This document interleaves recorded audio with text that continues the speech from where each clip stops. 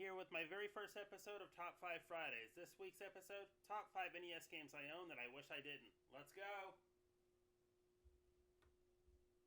And number 1.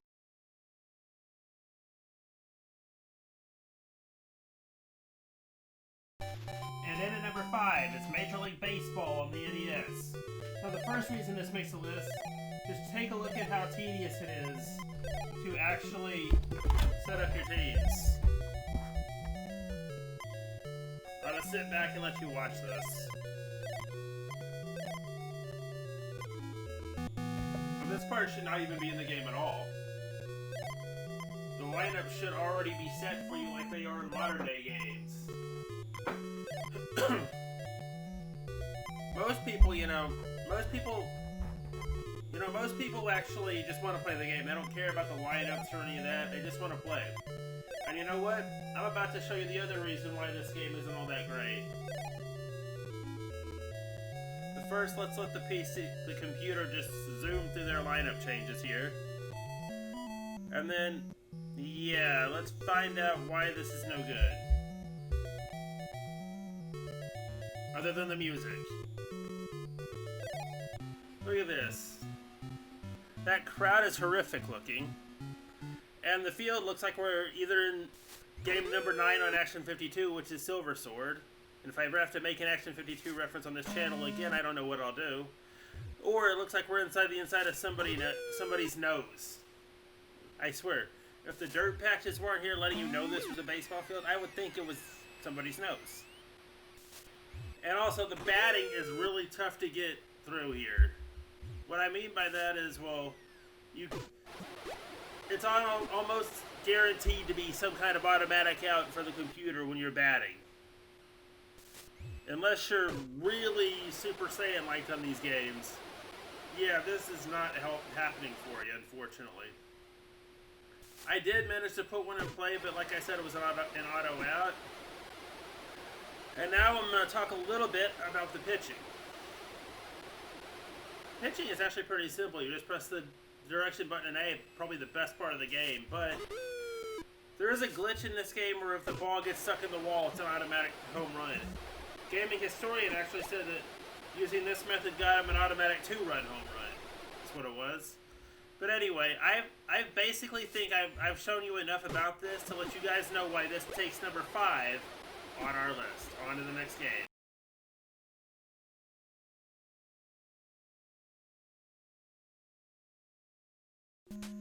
Oh geez, this one. Number 4 is one that I can't stand. Super Sprint, and look at this.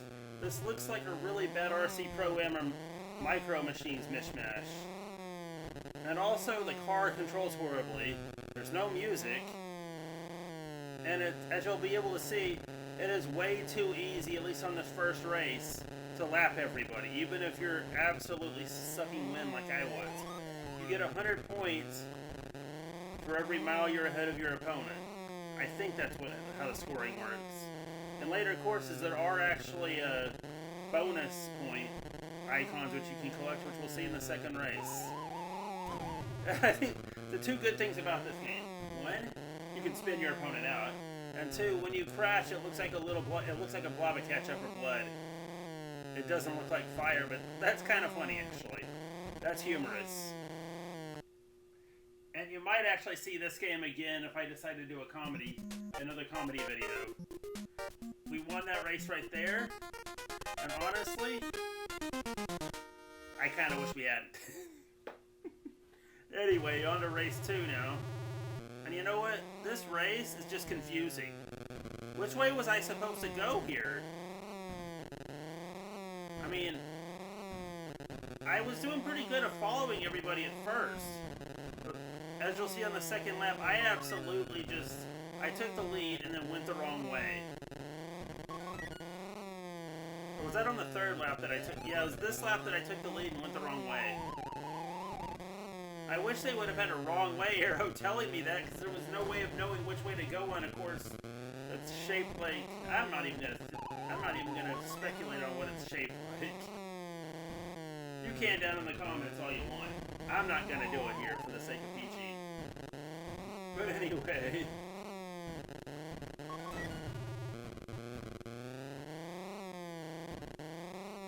this game is just not that good. I can see why it's an unlicensed Tekken game. Now, don't get me wrong. The unlicensed Tekken games, some of them are good. Like, for example, Tetris. For example, what is that one? Rolling Thunder is good. Afterburner I've heard is good, but I haven't played it, so I can't give an opinion on it because I can't. And there's one of those scoring icons down there that only the player only player one can pick up unless you have multiple players. Honestly, I don't know if this is a multiplayer game or why you would even want to play with two people. Anyway, that's it for Super Sprint. We'll be back in a minute.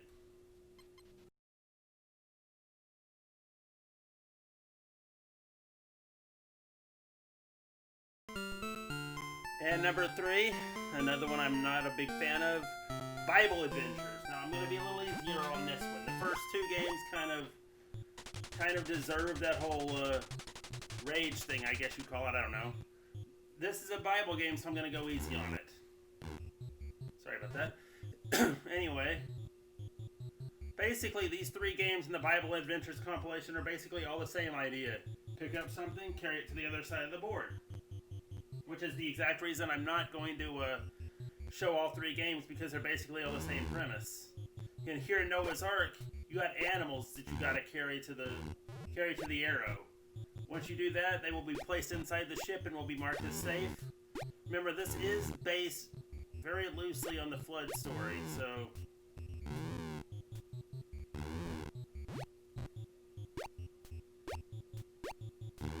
on the Noah's Ark story from the Bible. Now, I will point out there is another Noah's Ark game, but it was only released, like, I think in Europe, and has nothing to do with this one, or to do with the story besides the name.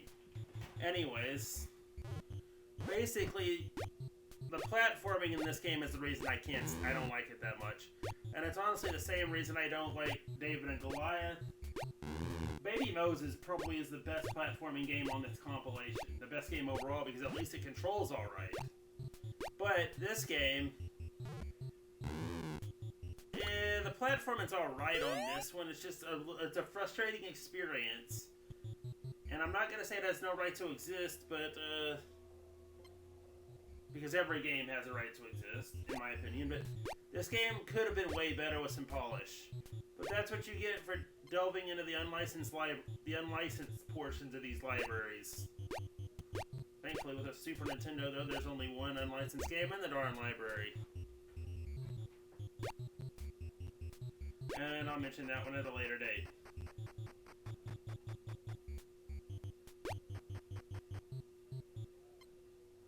Anyways, we're going to go ahead and head to the next round here. And it's going to be, I'm going to show you Baby Moses. Now this one, I don't think there's really much more to say that I haven't already said with Noah's Ark, but let's try it anyway. Object, pick up Baby Moses, carry him to the end of the level. Simple. Right? Right. I love those little trampolines, how they can spring you to the next platform. Kind of reminds you of Sunday Fun Day. Maybe this is where they got the ideas for those stupid the whole spring-loaded level from Sunday Fun Day. Anyway, picking up things, carrying them to a particular side of the board. Does this remind y'all of anything? It should. Super Mario Brothers 2, folks.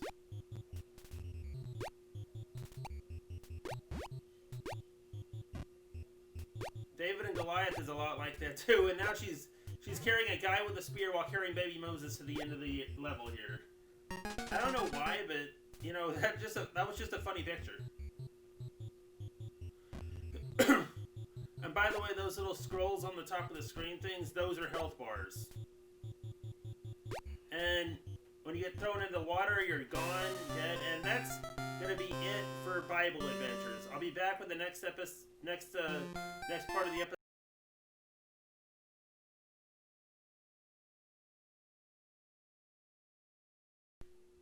Oh yes, we're at number 2 now, and where do I even begin with this one?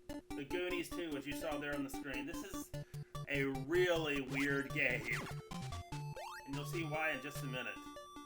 Now the graphics aren't terrible, it's just, this game is just not for me. For reasons of, well, I never saw the movie, so I really don't get what's going on. Although I like the music. And this reminds me and other people that have played it of Friday the 13th, where you gotta go into those rooms. I don't get why this has to be a thing here, because I had trouble actually figuring out what I was supposed to even do. After I figured it out, though, was... oops, sorry. 3D sin rotation, and that was accidental. Oh well. Anyway. I had trouble figuring out what to do, but what you're supposed to do is you're supposed to take the item and leave the room. I believe what that turned out to be was like a spear or sword or something.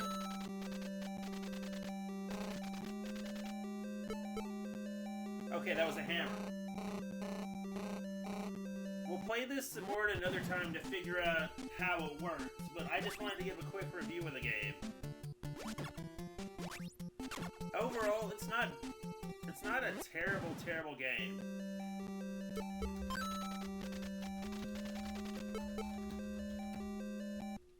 And really, it has those interesting 3D room elements, but that's about all this game really has going for it. I would insult the yo-yo attack, but, you know, I remember while I was recording this, Star Tropics has that same thing, and that's a great game. So, just because of the weird weapon choice, I'm not going to insult the game anymore, you know what? In fact, I'm going to say this is not a bad game, I just don't like it because, well, I'm not sure if there is even a storyline. If there is, I don't get it. And honestly, that's really all I want to say about this one. So, yeah, we're just going to go on to the next one.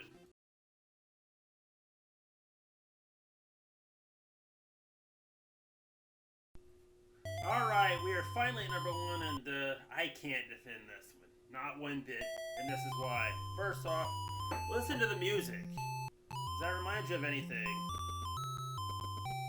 It should. Like I said in my previous review of this, it's the Indiana Jones theme. And it's all you're going to be hearing throughout the entire game. They could have at least put some new music tracks in this. And the controls, you have to hold down A to attack or it automatically goes to defend. I would have assigned defend to B, honestly, instead of have it go A. But the reason I hate this game, not only because of the music, it's because it's repetitive, and it's really not all that pleasing to look at compared to, say, the MSX version that we covered a while back ago. At least the PC versions of this game were actually pretty good to look at. This one is an eyesore. And you're gonna be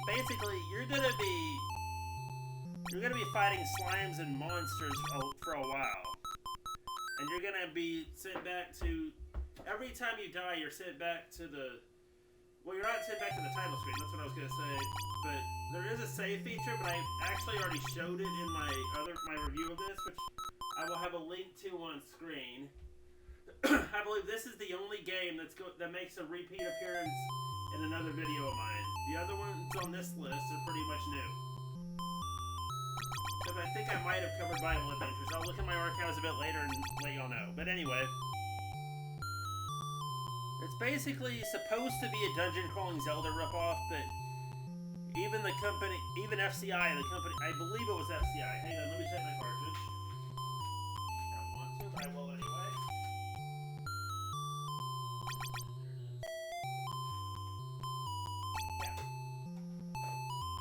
Even FCI got that wrong.